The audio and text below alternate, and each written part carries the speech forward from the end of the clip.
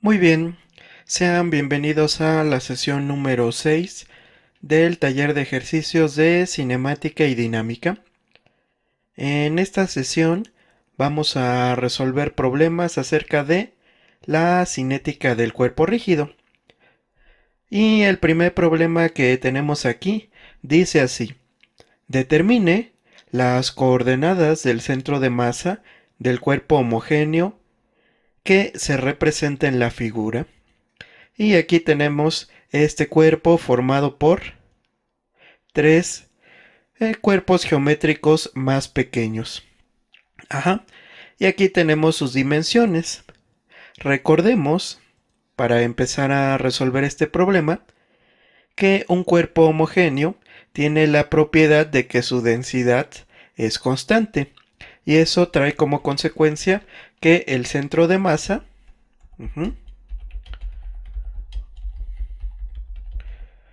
en un cuerpo homogéneo, el centro de masa coincide con el centroide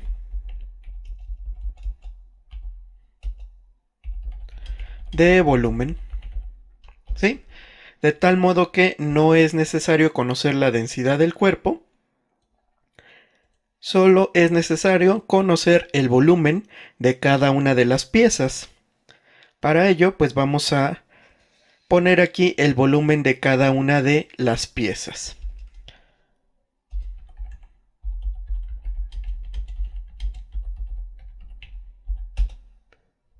Comenzamos con lo que vendría siendo el prisma triangular, que es esta pieza que está en color rojo.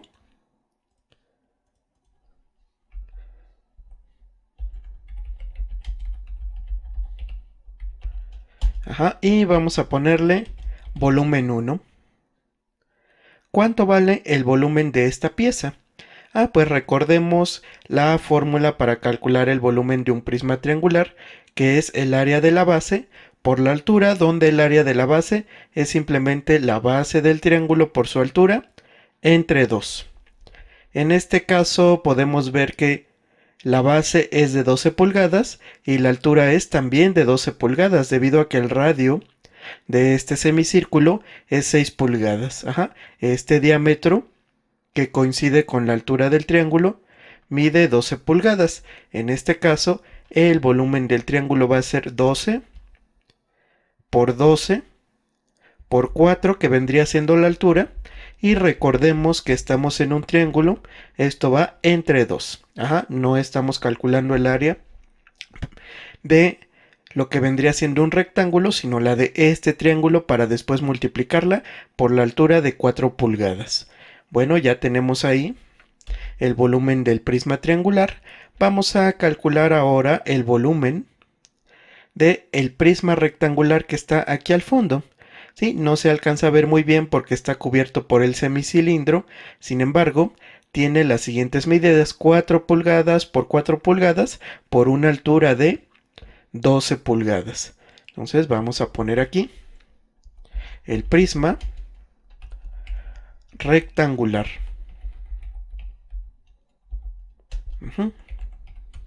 Y como acabamos de ver, pues tiene 4 pulgadas de ancho, 4 pulgadas de alto y 12 pulgadas de profundidad.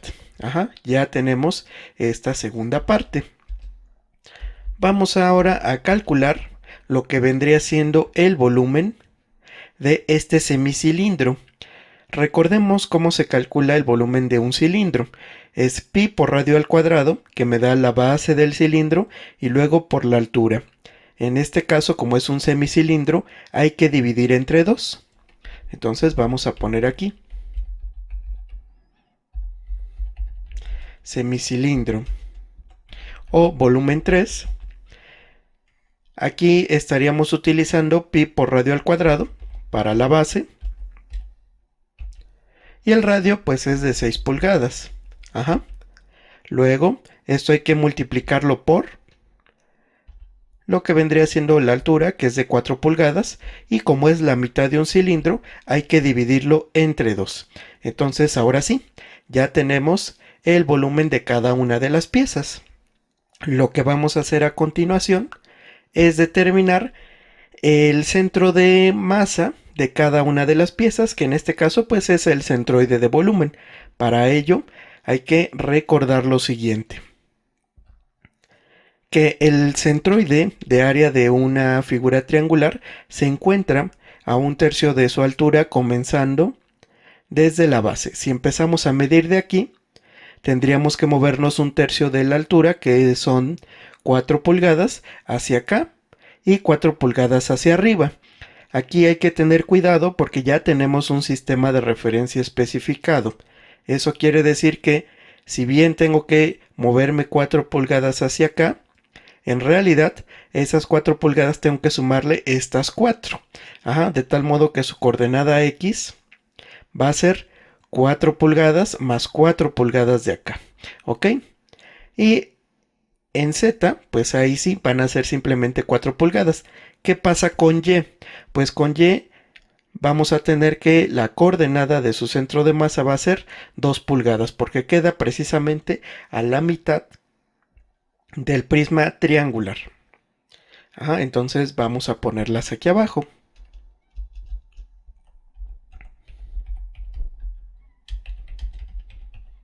¿Sí? Que con centros de masa que coinciden con los centroides de volumen. Entonces C1, que es el del prisma triangular, en X quedamos que tiene 8 pulgadas, en Y 2 pulgadas y en Z tiene 4 pulgadas. Ese es para el triángulo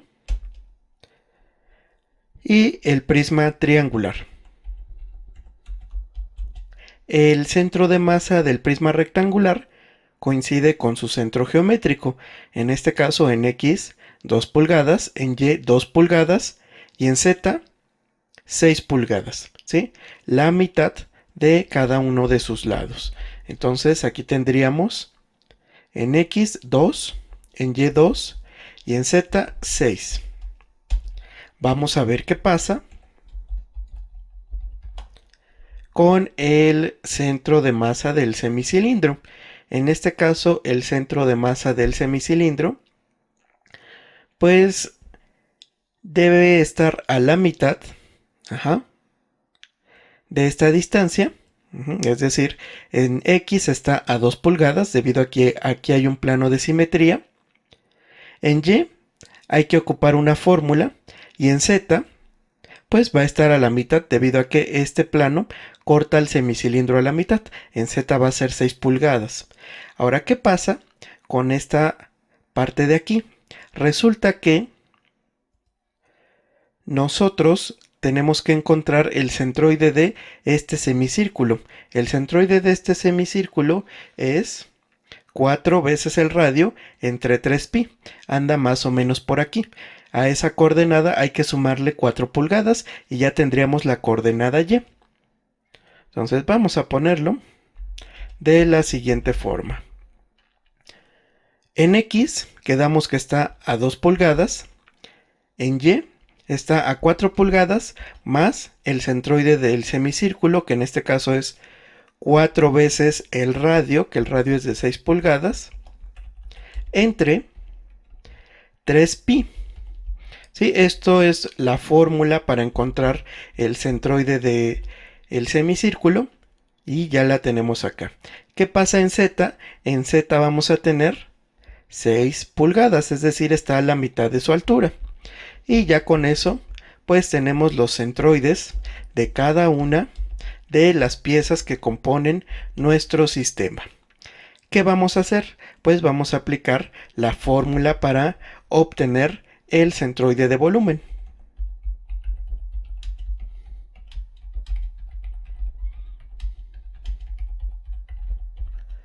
¿Y qué nos dice esa fórmula? Pues muy sencillo. Lo que tenemos que hacer aquí es ponderar cada centro de masa por su respectivo volumen. En otras palabras, el volumen 1 por el centro de masa 1 más el volumen 2 por el centro de masa 2 más el volumen 3 por el centro de masa 3. Nótese que cada uno de estos centros son vectores, de tal modo que aquí yo tengo un vector con 3 componentes. Ajá. Ahora, esto hay que dividirlo entre la suma de cada uno de los volúmenes y esto nos da las coordenadas del centro de masa, ¿sí? Que en este caso coincide con el centroide de volumen. Vamos a meter estas cuentas en la calculadora para sacar el centro de masa. Muy bien. Primero, pues vamos a meter cada uno de los volúmenes,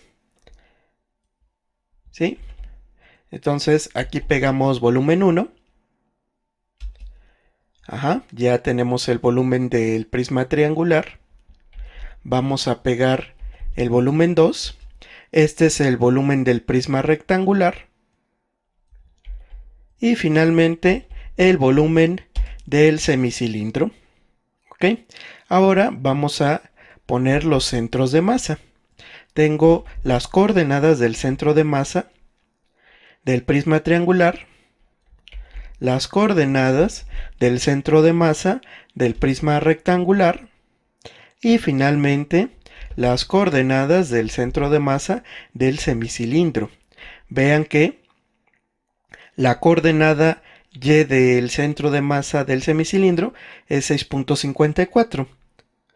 4 pulgadas, que vendría siendo la base del prisma rectangular, más 2.54 de el centroide de el semicírculo. Bueno, ya nada más faltaría aplicar la fórmula, ya que tenemos todo esto en memoria. Hay que aplicar la fórmula y esto nos va a dar un vector con las coordenadas de el centro de masa. ¿Sí? Entonces ahora sí, vamos a regresar a la pantalla que teníamos para pegar nuestro resultado.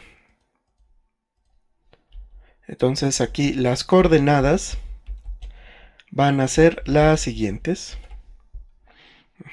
Vamos a redondearlas a 3 cifras significativas. Sí, aquí por ejemplo, vean que este 6 hace que este 4 se convierta en 5. Aquí vamos a tener que este 5 se convierte en 6. Y este 8 pues permanece. Y aquí pues esto está medido en pulgadas. Y es precisamente el centro de masa de esta figura compuesta. Bueno, pues con esto ya terminamos el primer problema de cinética del cuerpo rígido.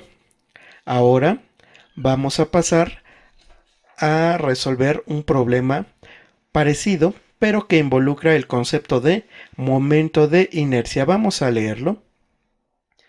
El problema dice así.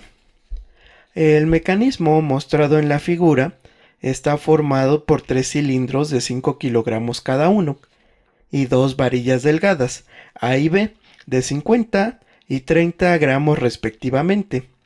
Sus centros de masa están contenidos en el plano XY.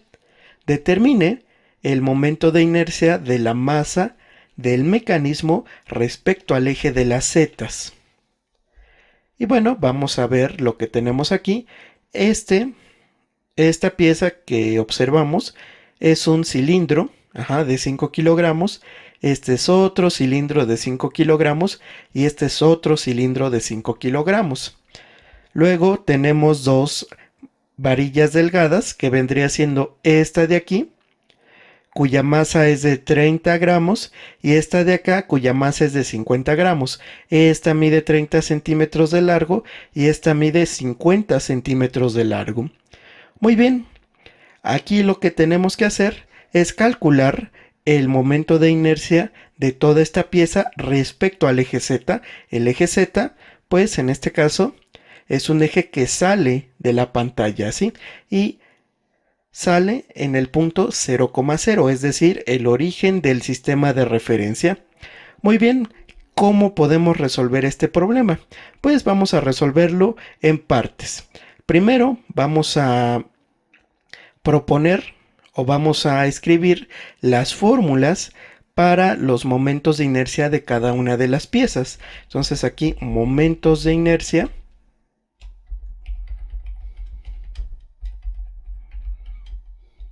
de las piezas. Y esencialmente tenemos dos piezas. Tenemos los cilindros. Y aquí la pieza tiene el siguiente momento de inercia. Vamos a ponerle IC de cilindro. Y resulta que el momento de inercia es 1/2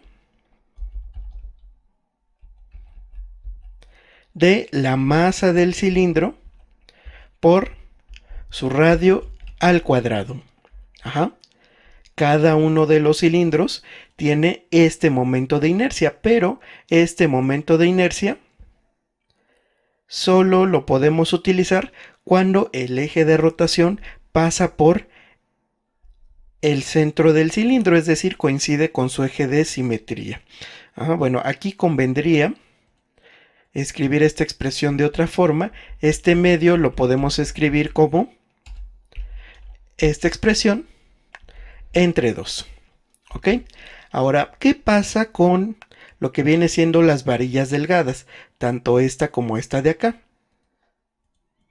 ¿Cuál es la fórmula que nos permite determinar su momento de inercia?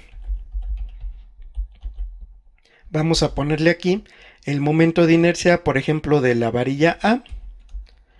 Si nosotros nos vamos a el formulario de momentos de inercia, encontraremos que este momento viene dado por la masa de la varilla, que le estoy poniendo MA, por su longitud, LA, al cuadrado entre 12. ¿Por qué entre 12? Pues resulta que se divide entre 12 porque es una varilla delgada precisamente. Su masa está más concentrada en su eje de simetría.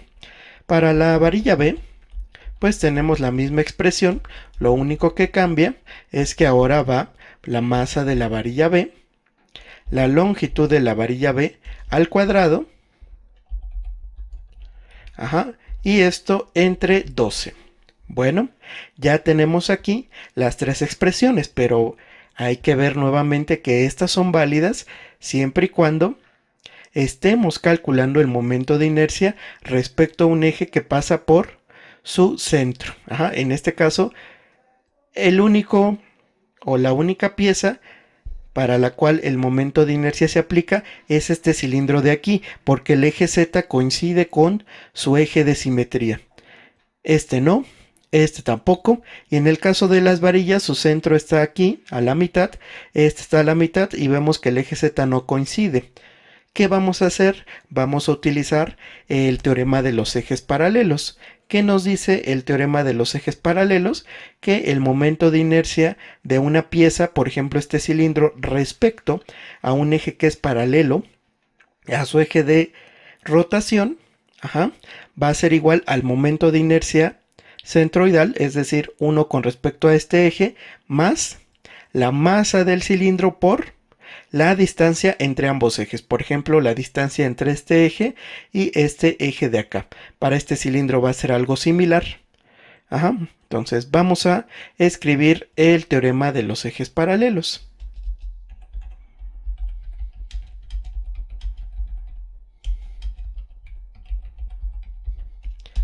Entonces vamos a enunciarlo. El momento de inercia de una pieza respecto a un eje no centroidal, es igual al momento de inercia de la pieza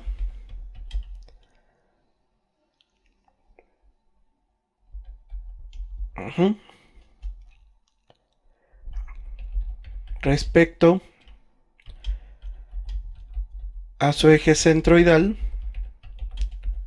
más la masa por la distancia al cuadrado entre ambos ejes. ¿Sí? Aquí ya tenemos el teorema de los ejes paralelos y pues vamos a ocuparlo para resolver este problema. Entonces, todos los momentos de inercia que tenemos aquí arriba son momentos de inercia centroidales. Aquí vamos a poner los momentos de inercia no centroidales, es decir, respecto a un eje que ya no pasa por su centro de masa.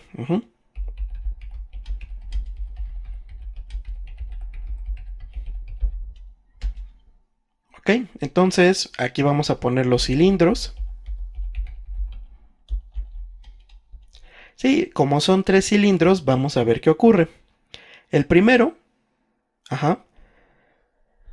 pues vemos que el eje Z pasa por su centro de masa, por lo tanto es precisamente un momento de inercia centroidal. Y C es igual a la masa del cilindro por el radio al cuadrado entre 2. Ese no cambia. ¿Qué pasa con el segundo?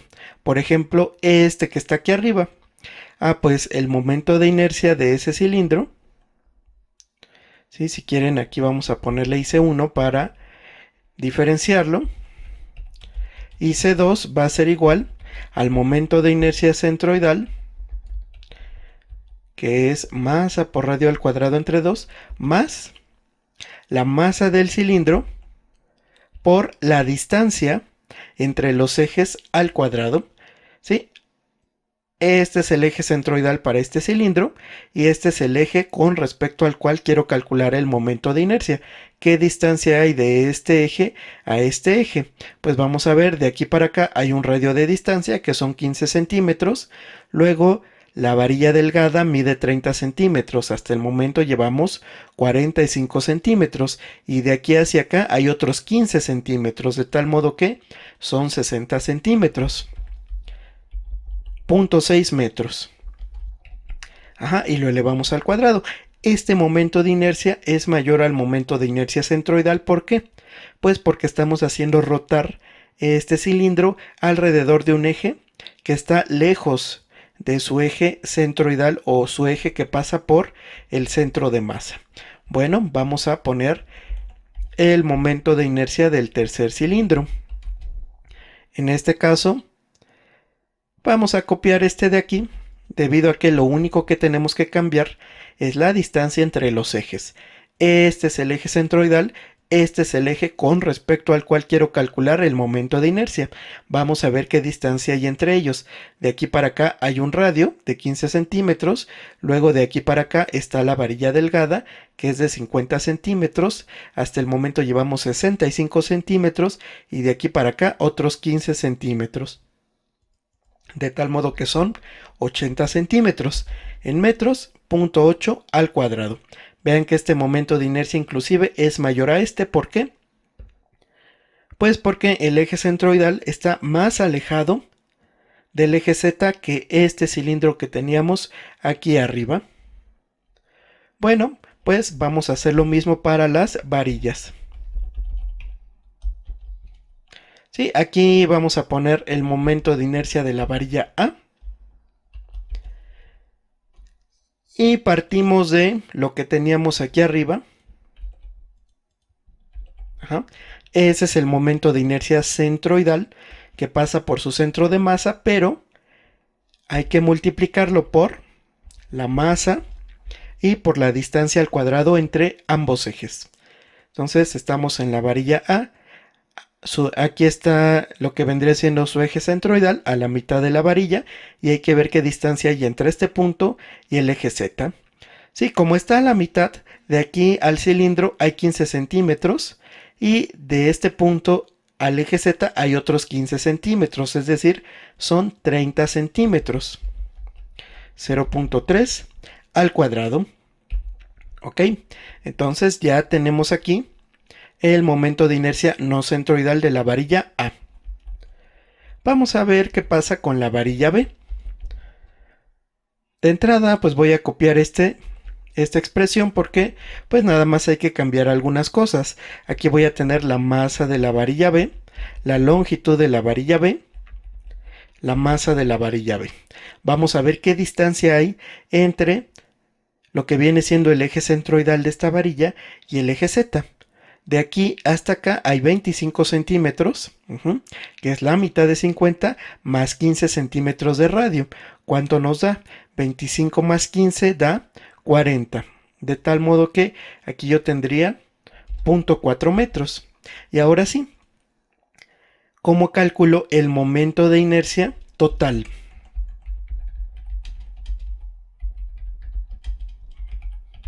Pues lo único que hay que hacer es sumar todos los momentos de inercia. Tenemos el de los cilindros, ¿sí? El primero que es un momento de inercia centroidal y los otros dos que son no centroidales, más los dos momentos de inercia no centroidales correspondientes a las varillas. Y ya tenemos esta expresión. Lo único que resta es calcularla, pero para ello pues vamos a meter los datos que tenemos aquí. Entonces no hay que olvidar que la masa de los cilindros es de 5 kilogramos. La masa de la varilla A es de 50 gramos. La masa de la varilla B es de 30 gramos. La longitud de la varilla A es de 30 centímetros, la longitud de la varilla B de 50 y el radio de los cilindros es de 5 centímetros. Entonces, pues vamos a poner aquí cada una de estas expresiones. Bueno, comenzamos con el borrado de pantalla y escribimos M mayúscula era la masa de los cilindros. En este caso, cada cilindro tiene una masa de 5 kilogramos. MA, la masa de la primera varilla, era de 50 gramos. En kilogramos es 0.05. La masa de la varilla B es de 30 gramos, 0.03 kilogramos. Ya tenemos las masas de todos los objetos y ahora pues vamos a poner el radio de cada uno de los cilindros, que es 15 centímetros, 0.15 metros. La longitud de la varilla A. ¿Cuánto vale la longitud de la varilla A? Pues vale 30 centímetros, 0.3. La longitud de la varilla B, 0.5, son 50 centímetros o medio metro. Y parece que es todo lo que necesitamos. Ahora vamos a pegar la expresión que teníamos para el cálculo del momento de inercia total. ¿Sí? Y cuando hacemos la operación, pues obtenemos este resultado. Entonces ahora sí, vamos a pegarlo. Y con eso pues ya terminamos este problema. Vamos a redondearlo a 3 cifras significativas. Vean que aquí hay un 9, entonces esto sube a 8. ¿Y en qué unidades se mide el momento de inercia? Para nuestro caso, sistema internacional, kilogramos por metro cuadrado. Y esta es la solución a nuestro problema. Y con eso pues ya terminamos. Resultó ser un poco largo, sin embargo pues nos ayuda a entender cómo aplicar el teorema de los ejes paralelos. Ahora sí, vamos a resolver un problema de movimiento. El problema dice así: una caja con una masa de 5 kilogramos que puede considerarse homogénea y 0.2 metros de anchura, está colocada sobre la banda transportadora que se muestra en la figura. Si en el momento del arranque del motor, acoplado al eje de la banda, le produce una aceleración angular de 8 radianes por segundo al cuadrado, determine, inciso A, el coeficiente de fricción estática mínimo para el cual la caja no se desliza, e inciso B, la altura máxima h de la caja para la cual ésta no se llegue a voltear, considerando que la fricción es suficiente para que no haya deslizamiento. Bueno, este es el típico problema de movimiento traslacional del cuerpo rígido, debido a que este objeto en principio no debería rotar. Ajá. Todos los puntos de este objeto se mueven con la misma velocidad y con la misma aceleración. Tenemos un auténtico movimiento de traslación. ¿Cómo lo vamos a resolver? Bueno, pues vamos a tener que aplicar un diagrama de cuerpo libre. Entonces vamos a poner aquí el análisis para el inciso A. Y aquí abajo el diagrama de cuerpo libre. Vamos a dibujar el objeto. ¿Sí? Este objeto pues tiene más o menos esta forma. Y pues vamos a poner todas las fuerzas que están actuando sobre él. Primero, pues es un objeto que está en la Tierra, por lo tanto tiene un peso. ¿Sí? Vamos a ponerlo aquí. Este es el peso del objeto. Ajá. Y ese peso pues vale 5 kilogramos por la aceleración gravitacional, en este caso 5G. ¿Qué otra fuerza está actuando? Ah, pues la fuerza normal. Sí, la fuerza normal vamos a ponerla aquí, de hecho está actuando en estos puntos, vamos a ponerla en este punto y vamos a jalarla hacia acá arriba. ¿Ok? Por principio de transmisibilidad yo la puedo poner aquí arriba, no la pongo aquí abajo porque se va a superponer con la de gravedad que teníamos aquí y ya no se va a ver bien. Solo por eso la estoy poniendo arriba, pero es completamente equivalente. Entonces ahí tenemos la fuerza normal. ¿Qué otra fuerza está faltando? Bueno, si este objeto se está acelerando hacia la izquierda, entonces deberá haber una fuerza que lo está acelerando. Y esa fuerza es precisamente la fuerza de fricción. Que lo está empujando en este sentido. Perfecto. Bueno, vamos a poner nuestro sistema de referencia. En este caso, como el objeto se mueve hacia la izquierda, conviene que el eje que nosotros elijamos sea orientado hacia la izquierda. Es decir, el eje X es hacia la izquierda, el eje Y hacia arriba. Perfecto. ¿Qué vamos a hacer ahora? Pues vamos a plantear las ecuaciones del movimiento. Como el objeto no se está moviendo en la dirección Y, podemos suponer que la suma de todas las componentes en Y tiene que ser igual a 0.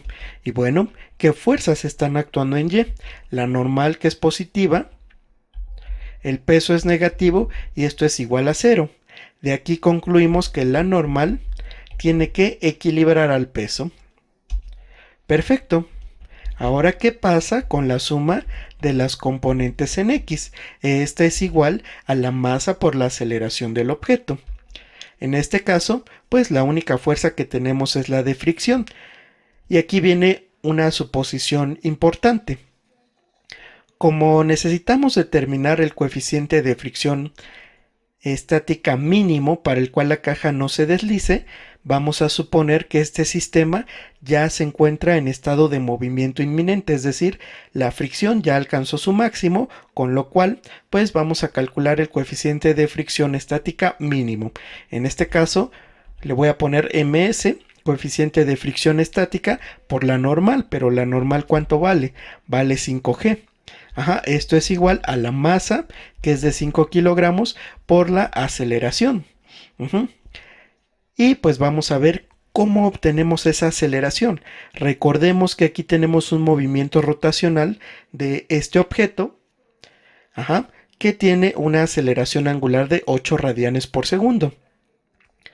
¿Cómo calculábamos la aceleración? Esta aceleración de la banda coincide con la aceleración tangencial del rodillo. De tal modo que esta aceleración es la aceleración tangencial y la aceleración tangencial es el radio por la aceleración angular. En otras palabras, ¿qué radio tiene este rodillo 0.5 metros. ¿Y cuánto vale la aceleración angular? 8 radianes por segundo. ¿Sí? De tal modo que si yo multiplico 8 por 0.5, tengo 4 metros por segundo.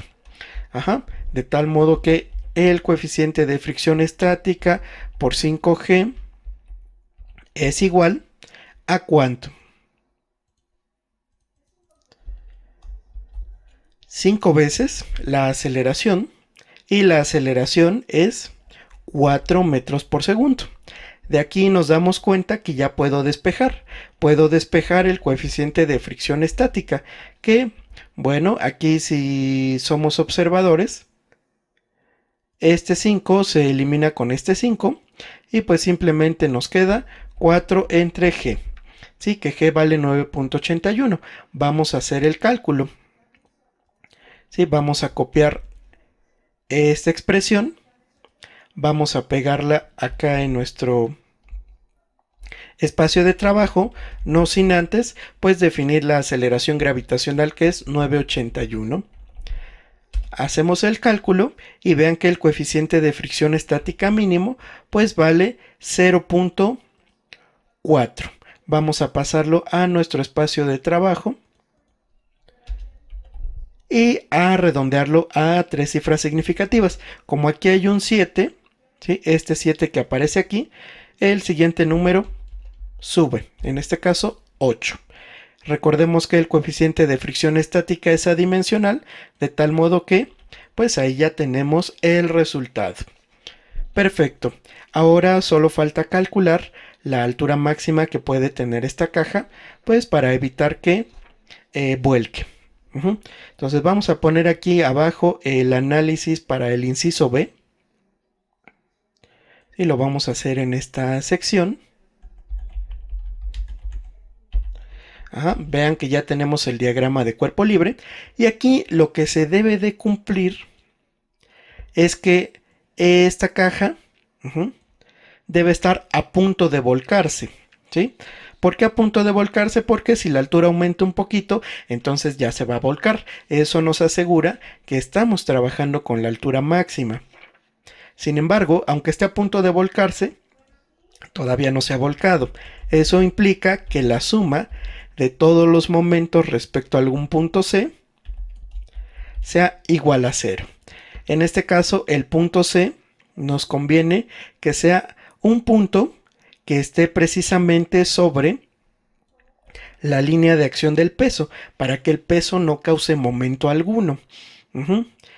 Vamos a ponerlo aquí. ¿Sí? Déjenme marcarlo. Entonces, ese punto va a ser aquí.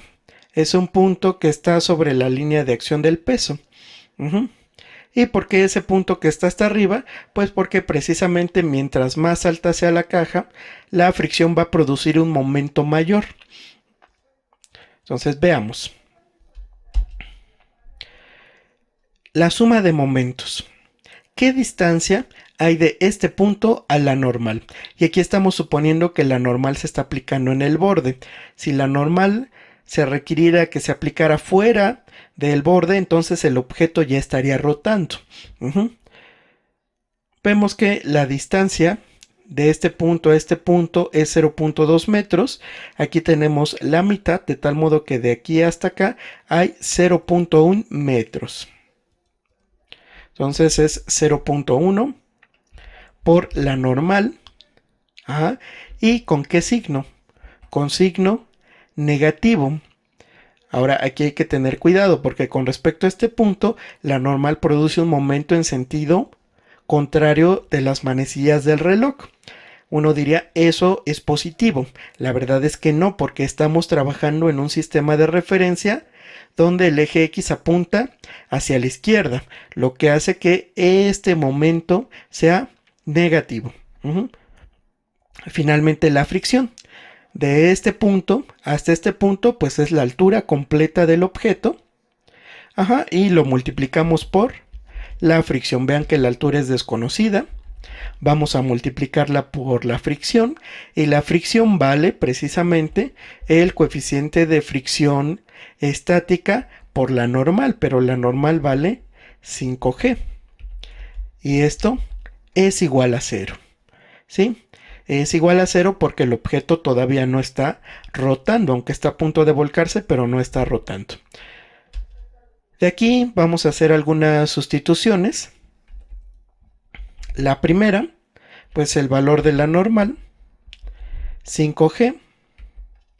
Y de aquí vamos a poder despejar el coeficiente, perdón, la altura, ¿sí? Que es lo que nos interesa. Entonces, la altura por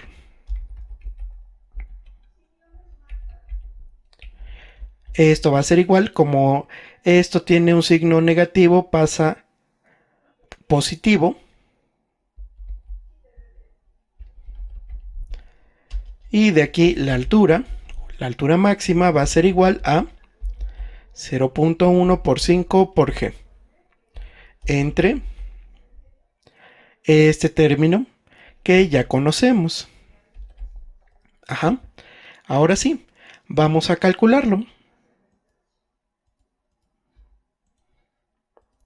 Entonces copiamos y pegamos acá en nuestro espacio de trabajo. Ok.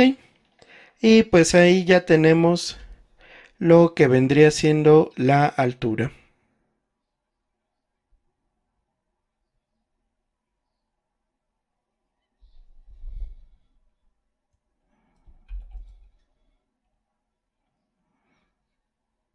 Sí, vamos a regresarlo aquí al espacio de trabajo.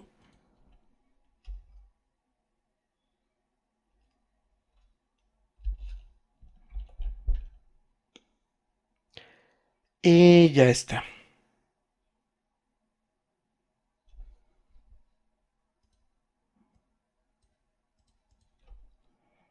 Muy bien, vamos a resolver entonces el siguiente problema.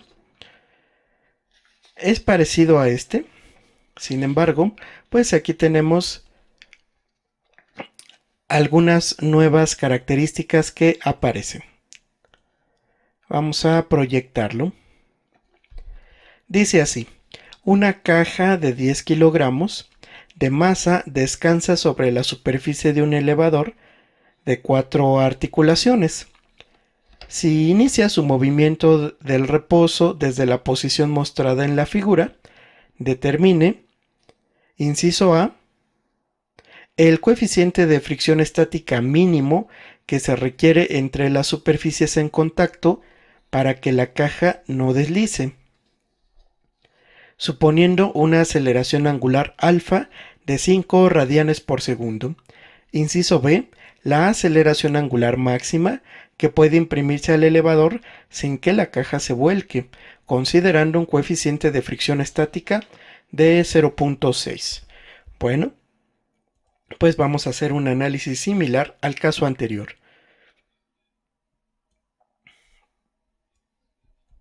Entonces, inciso A,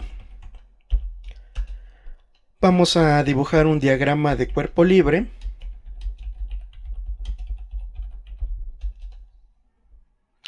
Y pues vamos a poner la pieza.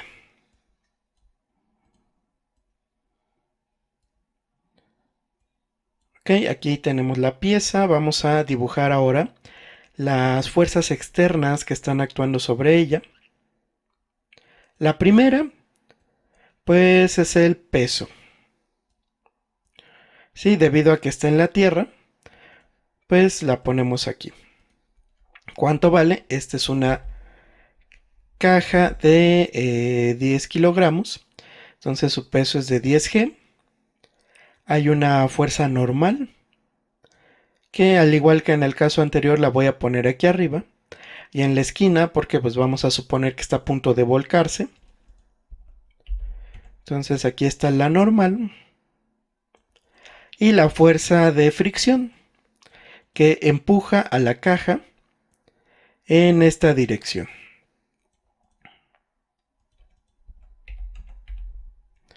Muy bien, ahora vamos a poner sistema de referencia. Nada más que aquí el sistema de referencia debe ser compatible con el movimiento. ¿Sí? Si nos damos cuenta, esta es una manivela que está girando. Es un movimiento circular. Esta es otra manivela que está girando, movimiento circular. Y esta barra, por lo tanto, este punto y este punto van a tener el mismo movimiento. Con eso podemos concluir que todos los puntos en la barra van a tener movimiento circular. Ahora hay que tener cuidado porque esta barra no está rotando, ¿sí?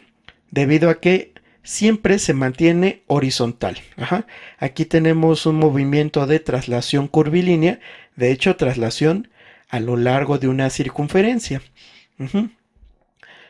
Si nosotros recordamos del tema de movimiento curvilíneo, pues veremos que el sistema compatible es el sistema intrínseco, porque ahí automáticamente tenemos un eje que es tangente a la trayectoria y un eje que es normal a la trayectoria. ¿Sí? Entonces vamos a poner aquí, este es el eje tangencial y hacia abajo queda el eje normal. ¿Por qué hacia abajo? Pues porque hacia abajo está el centro de curvatura. ¿Sí? Entonces vamos a poner, este es el eje tangencial, le ponemos una T. Y acá tenemos el eje normal, una N. Bueno, pues vamos a ver qué ocurre en cada una de las direcciones. ¿Sí? Vamos a empezar con lo que vendría siendo el eje tangencial.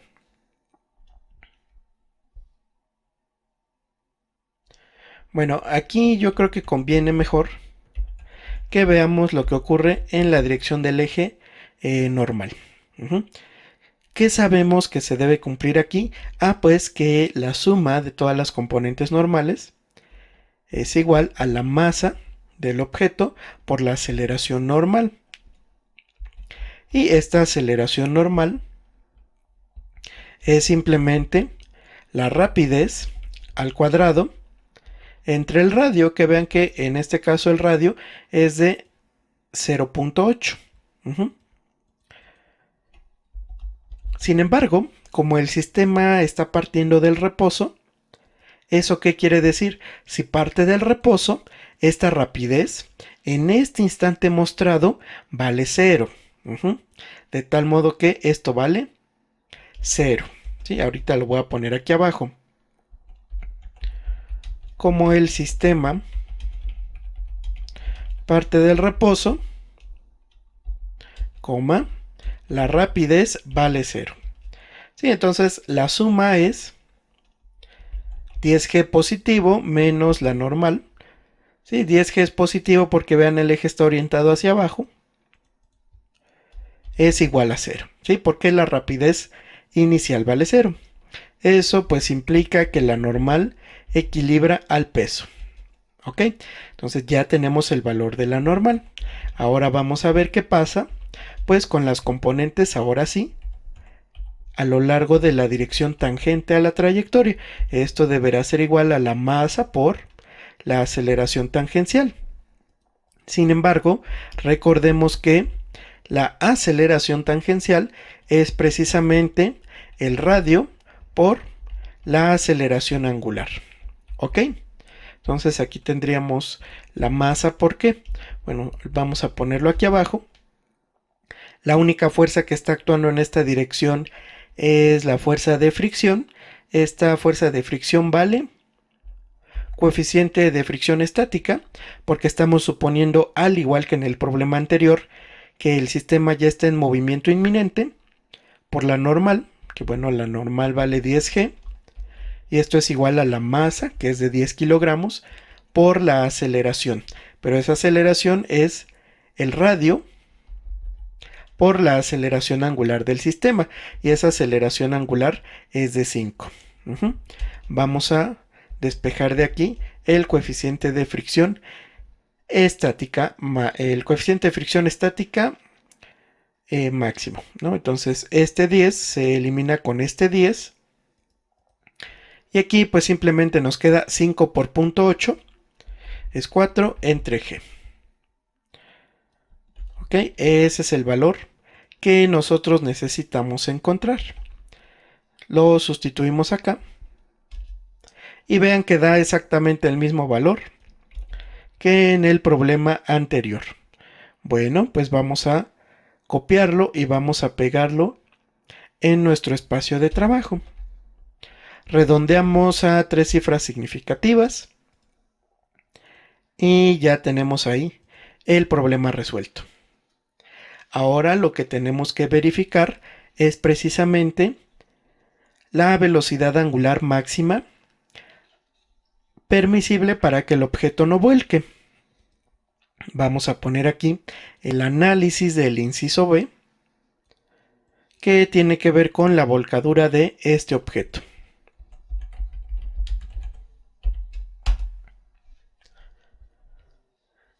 Entonces, ¿qué vamos a hacer aquí? Lo mismo que hicimos en el caso anterior. Vamos a sumar los momentos respecto al punto más alto de la caja, ¿sí? Y además, pues que sea compatible o que pase por la línea de acción, es decir, este punto que está aquí, ¿ok? La suma tendrá que ser 0 porque si bien está a punto de volcarse, no se va a volcar todavía. Y pues vamos a ver qué ecuaciones tenemos aquí. El momento que produce la normal con respecto a este punto, pues vean que de aquí a acá, o sea, es 0.3, de tal modo que del centro a la normal es la mitad de 0.3. En otras palabras, 0.15 por la normal. Ajá. Pero bueno, ¿cuánto vale la normal? La normal vale 10G. ¿Sí? Ahora lo estoy poniendo positivo debido a que este sistema de referencia pues es compatible o es equivalente al XY que nosotros conocemos. Aquí este momento sí es positivo. ¿Qué pasa con la fricción? En este caso la fricción va a producir un momento negativo respecto a ese punto. Entonces en vez de sumarla, vamos a restarla. ¿Cuánto vale? Pues la altura, que es de 0.6, por la fricción. Pero bueno, la fricción ¿cuánto vale? Coeficiente de fricción estática por la normal. Y esto es igual a 0. De aquí podemos despejar lo que vendría siendo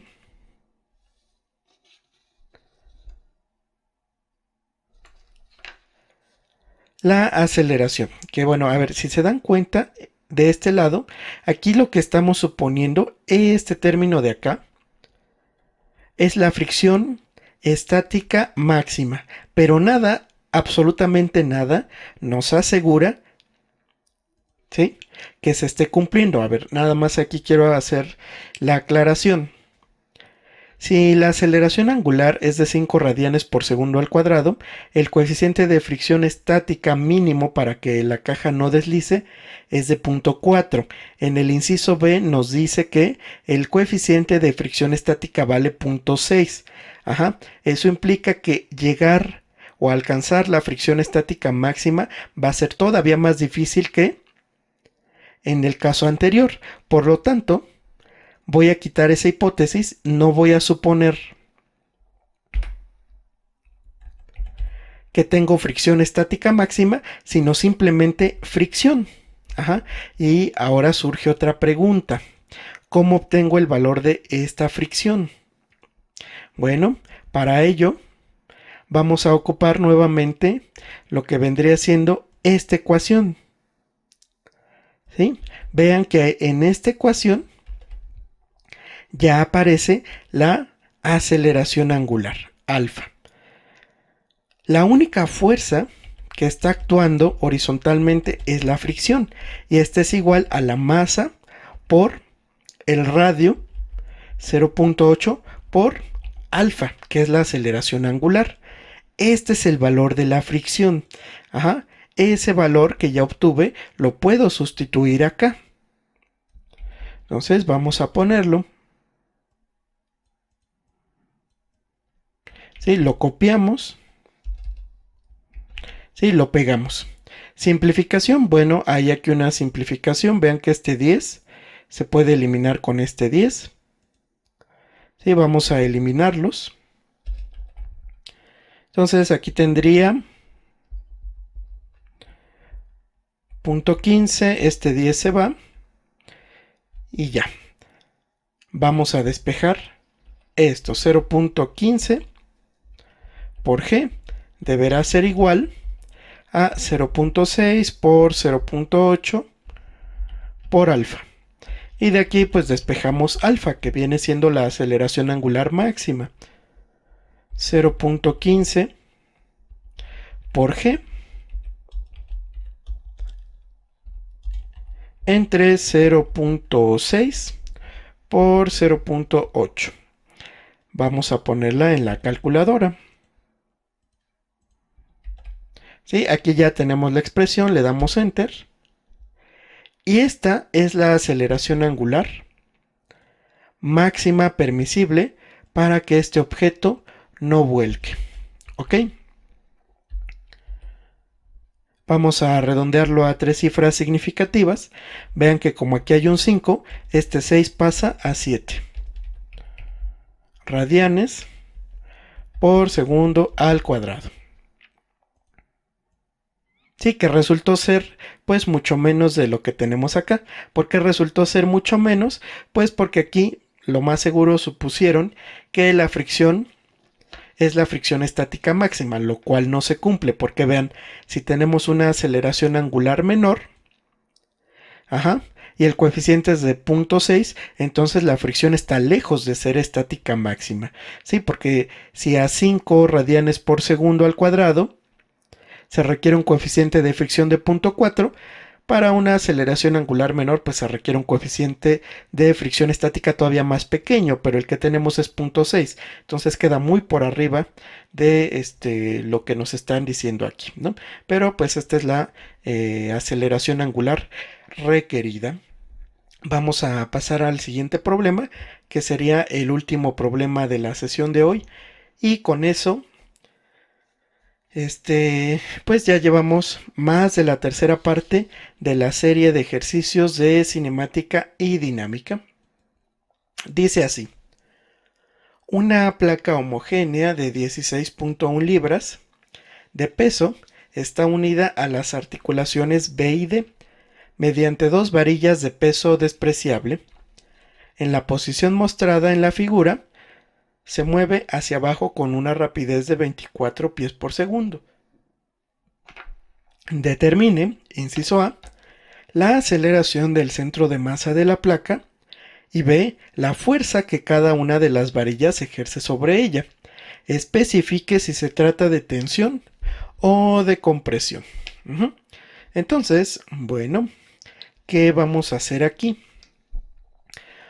Vamos a obtener el centro de masa de esta figura, ¿sí? De este objeto, que como es homogéneo, coincide con su centroide de área. Posteriormente, pues vamos a ver qué pasa con las aceleraciones. Entonces vamos a hacer los cálculos.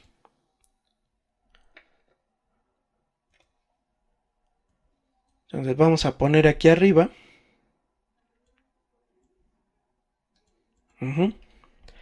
el centro de masa.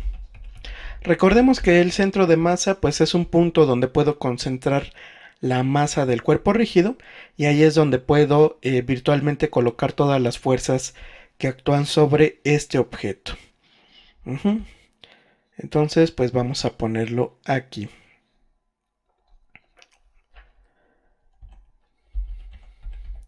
Área 1. Sí, vamos a dividirlo de la siguiente forma. Quizá no sea una forma muy obvia. Vamos a suponer que tenemos un rectángulo, ¿sí? Que viene siendo un rectángulo grande. Y ese rectángulo grande, que coincide con el borde exterior de mi figura, le voy a restar el área de un rectángulo más pequeño, que es el que coincide con el borde interior. ¿Sí? Entonces el área 1, es decir, del rectángulo grande, va a ser pues simplemente base por altura.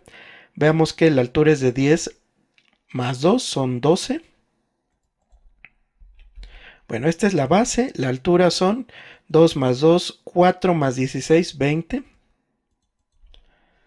12 por 20. Y bueno, esto es 240. El área 2 es el área que voy a restar, es el rectángulo pequeño. ¿Sí? Este tiene una base de 10 y una altura de 18. En este caso 10 por 18.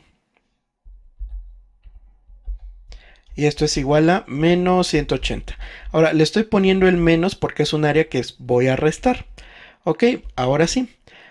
¿Qué pasa con los centros de masa? Vamos a poner aquí las coordenadas del centro de masa 1. Es un vector con dos componentes. Si suponemos el rectángulo grande, pues su centro de masa, en este caso su centroide de área, también pues queda en el centro geométrico. De aquí hacia acá me muevo 6 pulgadas y de aquí hacia arriba me muevo 10 pulgadas. Queda en el centro geométrico. Entonces vamos a ponerlo aquí. De izquierda a derecha, 6 pulgadas. De abajo hacia arriba, 10 pulgadas. ¿Qué pasa con las coordenadas del centroide del rectángulo pequeño? Si me muevo de izquierda a derecha, tengo que moverme 5 pulgadas. Y si me muevo de abajo hacia arriba, vean que me muevo únicamente 9 pulgadas. 9, pero cuidado. A ver, son 9. Ajá, partiendo desde 2. ¿Sí? De tal modo que son 9 partiendo de aquí hasta arriba, más estas 2 que tengo aquí abajo. Entonces son 9, 11 pulgadas. Ajá, y aquí pues aplicamos la fórmula para calcular el centroide. Esta pues es más sencilla. Vamos a ponerle A1 por C1 más A2 por C2 entre la suma de las áreas.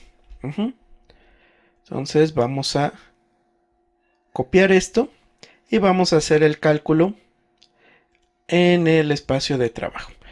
Entonces aquí borramos en el programa y pues vamos a definir. Quedamos que el área 1 es de 240 positiva. El área 2 es de menos 180. Sí, coordenadas del centro de masa de la figura 1, 610. Coordenadas del centro de masa de la figura 2, 5,11. Ajá. Y ahora sí, vamos a pegar la fórmula. Entonces aquí tenemos la fórmula y ya nos da directamente las coordenadas de el centro de masa de la figura, que coincide con el centroide de área. ¿Sí? En este caso, 9,7. Pues vamos a regresar al espacio de trabajo. Entonces ya tenemos, digamos, esta parte. Si bien no es resultado, nos va a ayudar. Vamos a ubicar entonces el centro de masa. Está a 9 pulgadas partiendo de izquierda a derecha.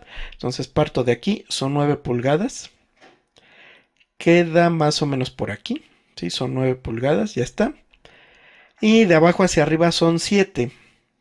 Ajá. Entonces aquí son 8 más 2 son 10. Menos 3, yo creo que andaría más o menos por aquí. A ver, déjenme mover este hacia abajo. Y 7 anda más o menos por aquí. ¿Ok? De tal modo que aquí es donde está el centro de masa. Vean que el centro de masa no necesariamente tiene que estar adentro de la figura. En este caso queda por fuera de la figura. Ajá, como de aquí a acá hay 9 pulgadas y de aquí a acá hay 10 pulgadas, pues aquí hay 1 pulgada. Vamos a ponerlo.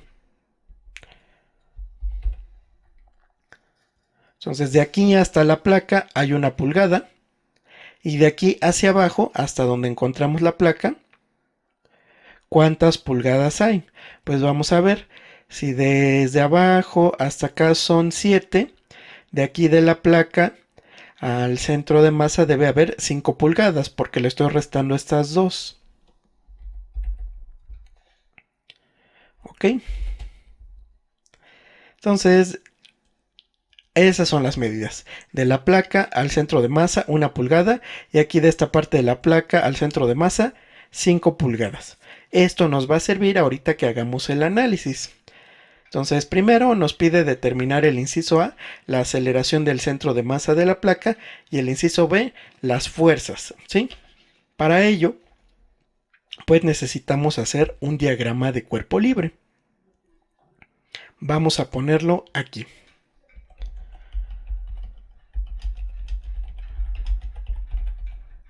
Sí, aquí pues tenemos un cuerpo compuesto, ¿sí? Compuesto por dos secciones.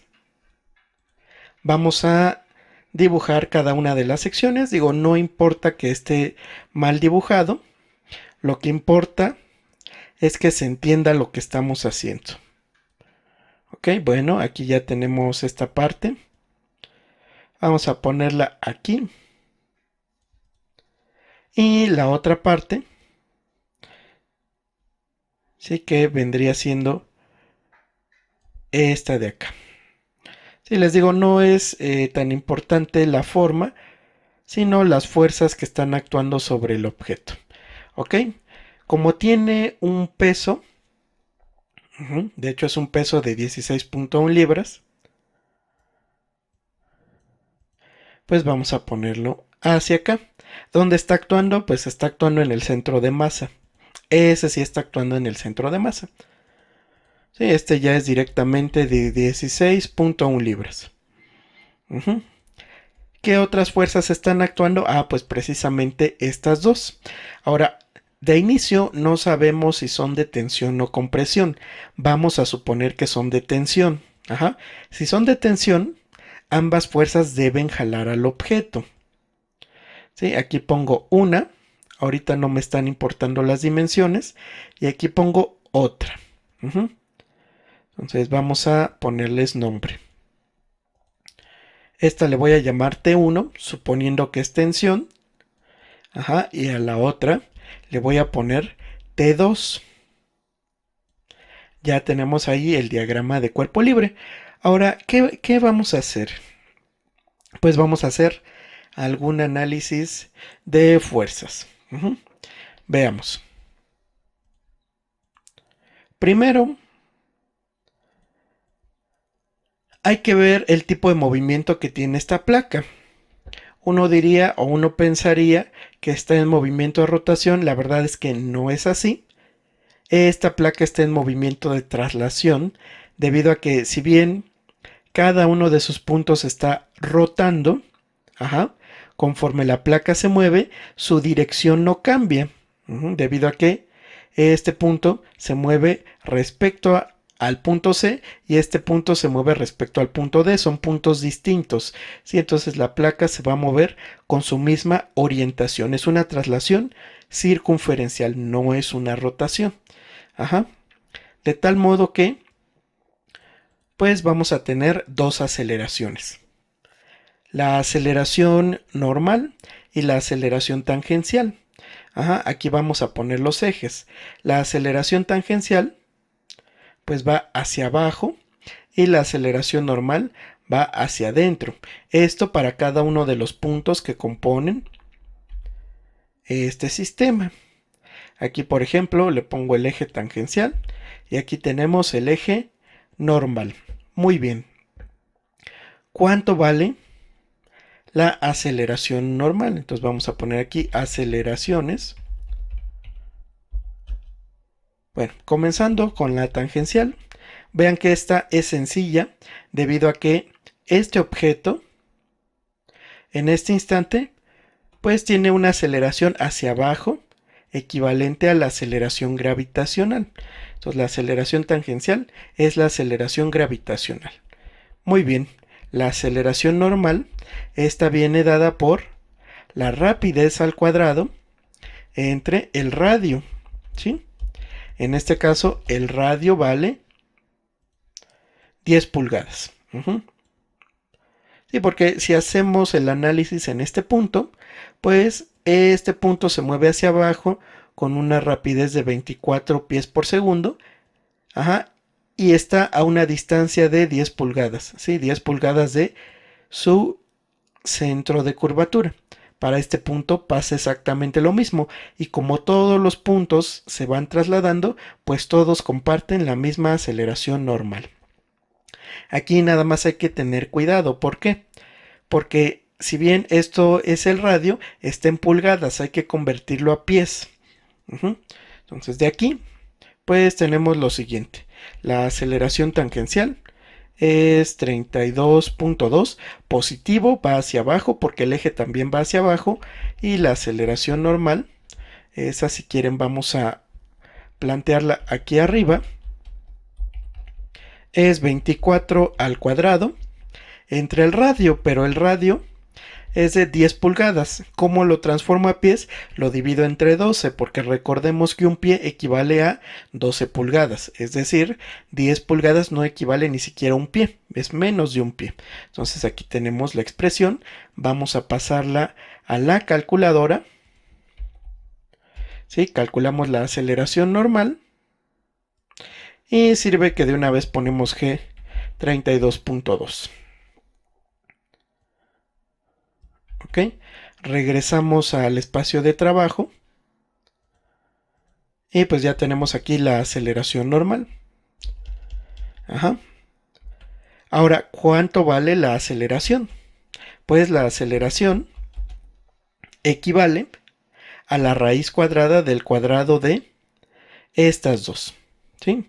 Entonces vamos a hacer esa operación. Entonces vamos aquí a la calculadora. Nada más hay que poner la aceleración tangencial, es de 32.2. Ajá. Y la aceleración, pues va a ser la raíz cuadrada de la tangencial al cuadrado. Estamos calculando el módulo de un vector, la normal al cuadrado. ¿Sí? Y vean, 691.95. En realidad no subió mucho.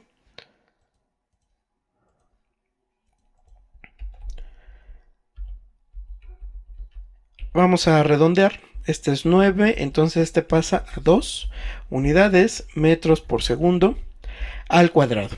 Lo único que faltaría quizá es encontrar el ángulo que está formando con la horizontal. Para ello, pues simplemente hay que dividir la tangencial entre la normal y sacar la tangente inversa. Ok, entonces el ángulo vamos a ponerle beta. Va a ser igual. Voy a poner el factor de conversión porque esta función que vamos a ocupar nos da radianes, y esto pues nos ayuda a convertirlo a grados. ¿Sí? En este caso, a aceleración tangencial entre aceleración normal. Y pues este es el ángulo que forma con la horizontal, la aceleración total. Sí, 2.6672. Bueno, este hace que suba 7 grados.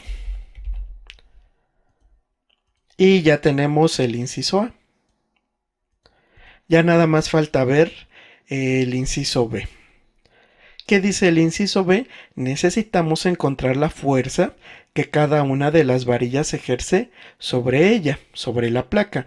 Especifique si se trata de tensión o compresión. Bueno, vamos a poner aquí abajo inciso B. Y veamos qué ocurre con la suma de todas las componentes normales. Esto es igual a la masa por la aceleración normal, pero bueno, la aceleración normal ya es conocida. Y la masa, pues también es conocida, es simplemente el peso entre la aceleración gravitacional. Entonces, ¿qué fuerzas están actuando aquí? T1, T2, positivas, igual a la masa, que sería 16.1 libras entre la aceleración gravitacional de 32.2.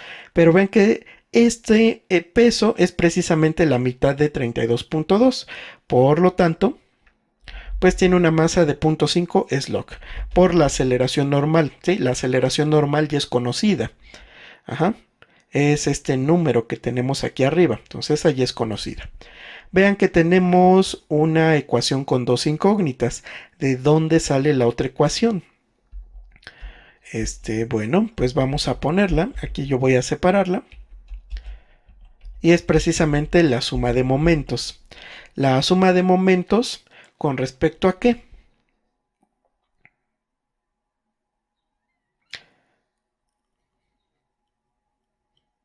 Pues con respecto al centro de masa.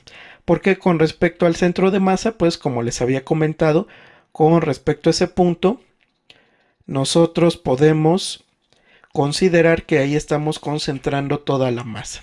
Entonces aquí vamos a hacerlo con respecto al centro de masa. Vale 0 porque la placa no está rotando. Entonces vamos a ver.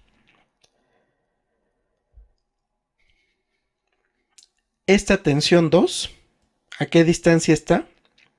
Bueno, quedamos que 5 centímetros de, perdón, 5 pulgadas de aquí hacia acá. Ajá. De tal modo que de aquí para acá le faltan 3 pulgadas para hacer las 8 que tenemos aquí. Entonces hay una distancia de 3 pulgadas.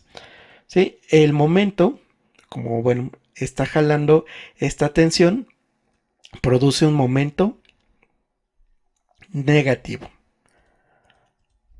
Menos 3 por T1. Y esta de acá, ¿a qué distancia está del centro de masa? De aquí a acá hay 3 más 8 son 11 y también produce un momento negativo. Y aquí pues claramente estamos observando algo. Si ambas son negativas, esta suma no puede ser 0, por lo tanto eso nos dice que alguna de las dos va a tener que ser, va a tener sentido contrario. Entonces de aquí pues vamos a despejar ahora sí. Por ejemplo, T1 va a ser igual a menos 11 tercios por T2. ¿Ok? Aquí pues ya despejamos una tensión. Y pues vamos a sustituirla en esta ecuación que tenemos acá. Entonces nada más déjenme revisar si efectivamente está bien despejada.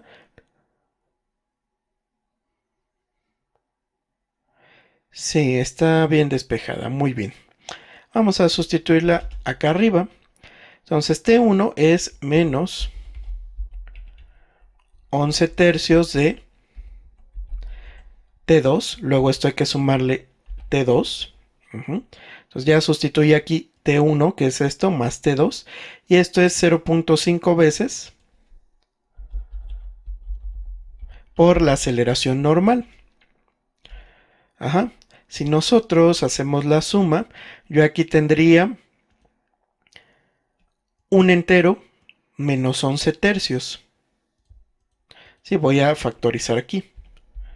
T2 por un entero menos 11 tercios es igual a 0.5 veces por la aceleración normal. Y de aquí pues ya despejo la tensión T2, que en este caso vale 0.5 veces la aceleración normal entre un entero menos 11 tercios. Ajá. Y si ya tengo la tensión 2, pues la tensión 1 es multiplicar esto por menos 11 tercios. Entonces la tensión 1 va a ser igual a menos 11 tercios por todo esto. Bueno, si quieren pongámosle así. ¿Ok? Y de aquí pues sacamos T1 y sacamos T2. Entonces vamos a copiar esto. Y vamos a la calculadora. Entonces vamos a borrar aquí. Vean que la aceleración normal ya la tenemos guardada. Ya tenemos la tensión T2 y la tensión T1 era menos 11 tercios por T2. ¿Ok? Entonces copio T1 Pego aquí en el espacio de trabajo. Redondeamos a 3 cifras significativas. Esto es 475 libras. Ajá. Y esta es precisamente tensión. ¿Por qué tensión? Porque dio positiva. Eso quiere decir que T1 efectivamente está jalando. ¿Ok?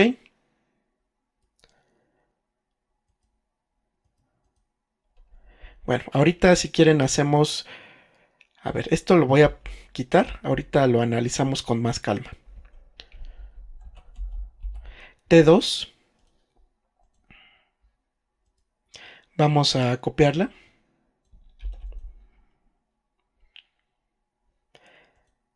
Al espacio de trabajo. Sí, aquí ya la tenemos. Entonces, bueno, vamos a hacer el análisis. A ver qué nos dice. La fuerza que actúa... Dice la fuerza que cada una de las varillas ejerce sobre ella. Especifique si se trata de tensión o compresión. Bueno, aquí hay que tener un poco de cuidado por lo siguiente. O sea, si vemos aquí en la respuesta, pues dice que esta es compresión y dice que esta es tensión. Y aquí vamos a tener lo contrario. Pero hay que ser cuidadosos porque parece que no está bien especificado si la tensión se debe ejercer sobre la placa o si la tensión se debe ejercer sobre la varilla. Debido a que, supongamos, esta es una tensión vista desde la placa, sin embargo, si vemos desde la varilla, esta va a ser una compresión. Ajá. Y al revés, si esta es una compresión sobre la placa, la comprime, en realidad es porque está estirando la varilla. Entonces aquí sería tensión sobre la varilla. Yo lo voy a poner sobre la placa. Ajá. Es decir, cómo va a sentir la placa estas fuerzas. Entonces esa va a ser de tensión y esta al quitarle el signo negativo, ajá, esta queda como compresión. Y pues ya. Esta es la solución al quinto problema y último de la sesión de hoy. Bueno, pues espero les haya servido. La próxima semana vamos a continuar con la serie de cinética del cuerpo rígido. Recuerden que estamos transmitiendo los lunes a la 1 de la tarde y por el día de hoy sería todo. Y bueno, nos vemos hasta la próxima.